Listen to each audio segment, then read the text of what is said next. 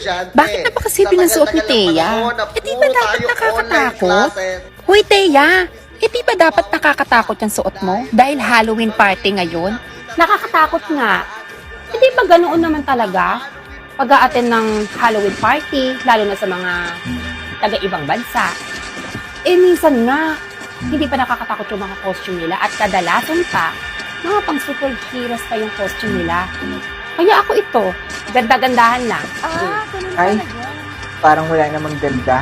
Ayun, binara. Uy, Bes! Grabe, na-miss kita. Akala ko hindi ka na darating eh.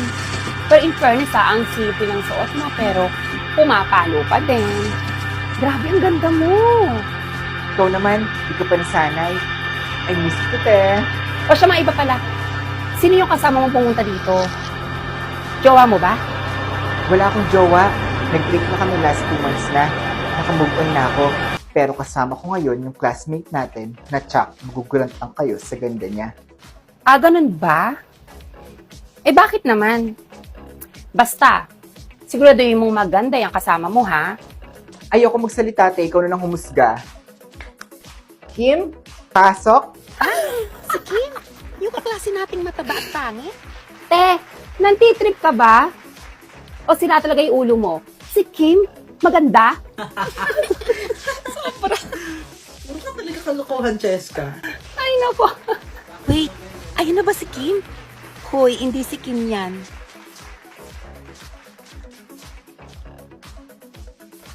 Na.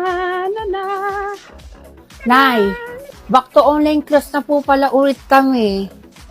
Ano ba yan, anak? Lalo kang tumataba. Wala ka bang balak mag-diet? Hindi ka ba inaasar sa eskwelahan ninyo? Ayun nga, Nay eh. Nakakapagod din po para yung asar-asarin. Ang hirap naman kasi, Nay. Mataba ka na nga. Pangit ka pa. Eh kahit naman magpapayat ako eh. Kung pangit naman ako, eh wala rin. Naku, tigil-tigilan mo yung kanegatiban mo, ha? Walang pangit sa mundo. Alam mo, ang pangit ang sa'yo yung ngipin mo. Kaya pag pumayat ka, ipapaayos ko yung ngipin mo. Nay, totoo ba yung naririnig ko? Totoo ba yun, Nay? Sige, Nay. Deal? Okay. Simulan mo na bukas magpapayat. At bibigyan pala kita nitong produkto ko na pampapayat at pampapresh na makakatulong sa pagpaprocess ng pagpapapayat mo.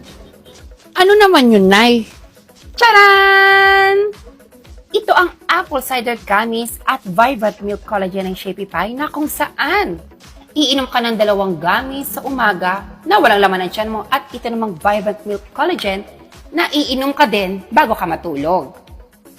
Eh, tatalab kaya sa akin yan, Nay? Ay anak, napaka-legit talaga nito. Nakita mo ba yung anak ni Marites? Di ba napakapayat at napaka-fresh? Ito lang yung ininom niya. Ito lang ang sikreto niya.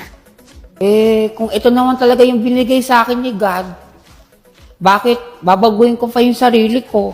Okay na to. Eh, hindi mo naman babaguhin yung sarili mo eh. Alam mo minsan, hindi naman porket gagawin natin ito sa katawan natin, eh dahil sa binubuli na tayo. Siyempre, kailangan din nating maging healthy yung katawan natin, no? Eh, hindi rin naman porket na magpapapayat tayo para maging maganda na. Eh, sigurado ka bang kahit pumayat ka, eh maganda ka na? Charot. Siyempre, hindi ba pwedeng gusto lang natin matry o ma-experience kung ano feeling na maging payat?